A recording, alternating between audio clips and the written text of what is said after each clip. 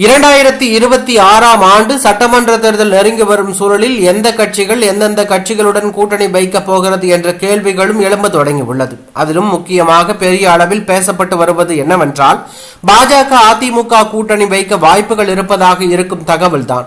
இதுகுறித்து இரண்டு கட்சியை சேர்ந்த தலைவர்கள் உறுதிப்படுத்தவில்லை என்றாலும் தகவல்கள் தீயாக பரவிக் கொண்டு இருக்கிறது. இந்த சூழலில் நேற்று சென்னை விமான நிலையத்தில் செய்தியாளர்களை சந்தித்த தமிழக பாஜக மாநில தலைவர் அண்ணாமலை கூட்டணி பற்றி பேசினார்.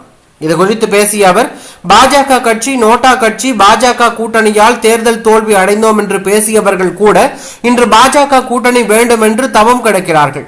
இதனை நான் இந்த நேரத்தில் சொல்லிக் கொள்ள மிகவும் பெருமைப்படுகிறேன். சரியான நேரத்தில் நிச்சயமாக நாங்கள் கூட்டணி குறித்து பேசுவோம் எனவும் அண்ணாமலை பேசியிருந்தார். இதனையடுத்து அண்ணாமலை அதிமுகவை மறைமுகமாக பேசுகிறாரோ என்கின்ற கேள்வியும், யாரை சொல்கிறார் என்ற கேள்வியும் சமூக வலைதளங்களில் எழுந்தது. இதற்கு ஏற்கனவே அதிமுகவை சேர்ந்த முன்னாள் அமைச்சர் நத்தம் விஸ்வநாதன் சென்னையில் செய்தியாளர்களை சந்தித்த போது, அண்ணாமலை எங்களை சொல்லவில்லை, எங்களுடைய எதிரி என்றால் அது திமுக மட்டும்தான், மற்றபடி நாங்கள் கூட்டணிக்காக தவம் கிடக்கவில்லை என பேசியிருந்தார்.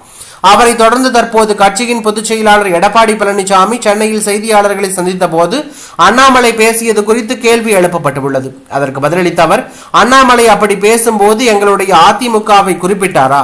தவறாக பேசாதீர்கள், தயவு செய்து தவறாக பேசாதீங்க. அதிமுக தவம் கிடைக்கிறது என அவர் எங்கும் சொல்லவில்லை.